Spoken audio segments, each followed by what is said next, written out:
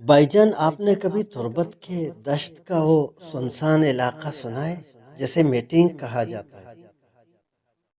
Meeting, ارے ہاں، وہی جگہ جو پہاڑوں کے درمیان سنسان صحرا کے دل میں چھپی ہوئی ہے، جہاں ایک وقت میں بستی آباد تھی اور اب ویرانے کا راج ہے۔ یہ بات ہے بلوچستان کے ویران وادیوں کی۔ السلام علیکم ورحمۃ اللہ، میں ہوں نعمانی چینل کو سبسکرائب کریں، لائک کریں اور شیئر کرنا نہ بھولیں۔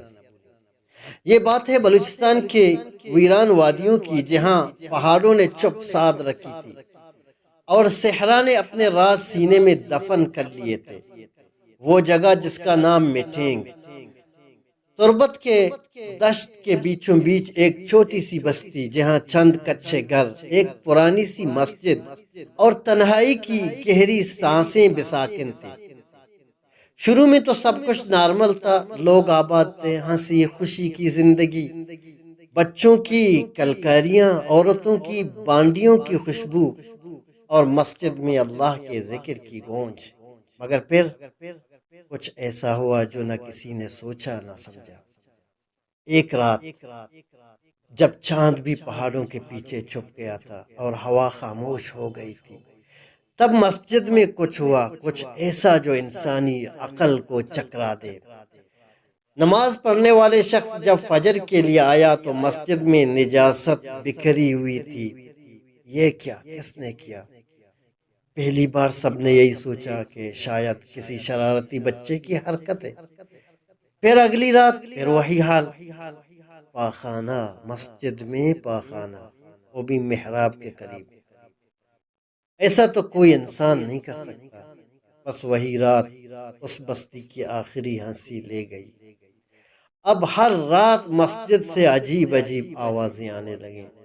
کوئی ہنستا تھا، کوئی روتا تھا، کبھی کسی عورت کی چیخ، کبھی بچے کی رونے کی آواز، اور سب سے خطرناک، مسجد کے دروازے خود بخود کھلتے اور بند ہوتا۔ ایک دن کچھ لوگوں نے یہ سوچ لیا کہ ہم پیرا لگائیں گے۔ انہوں نے کلاشنکوف اپنے ساتھ لیے، یعنی جنات کو چڑھاوے، ان کو ختم کریں گے تاکہ وہ چلے جائیں۔ لیکن جنات ہنسے، بولے یہ مسجد اب ہماری ہے، یہ بستی اب ہماری ہے۔ اور پھر ایک ایک کر کے لوگ بستی چھوڑ گئے، گھروں کے دروازے بند ہوتے گئے، چولہے بجھ گئے اور کلیاں مرجھا گئیں۔ آج بھی وہ بستی کھنڈر بنی کڑی ہے، گھر خالی، دیواریں خراش زدہ، مسجد کی گن گرج اب جنات کی آماجگاہ ہے۔ رات کے وقت کوئی ادھر سے گزرتا نہیں، جو گزرے واپس نہیں آتا۔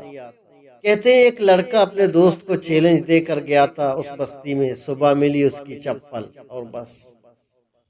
یہ دشت ہے، یہ صحرا ہے، یہ پہاڑ ہے جنہیں نہ بھولنا چاہیے، نہ چھیڑنا چاہیے، کیونکہ یہ سب کچھ دیکھتے بھی ہیں اور یاد بھی رکھتے ہیں۔ السلام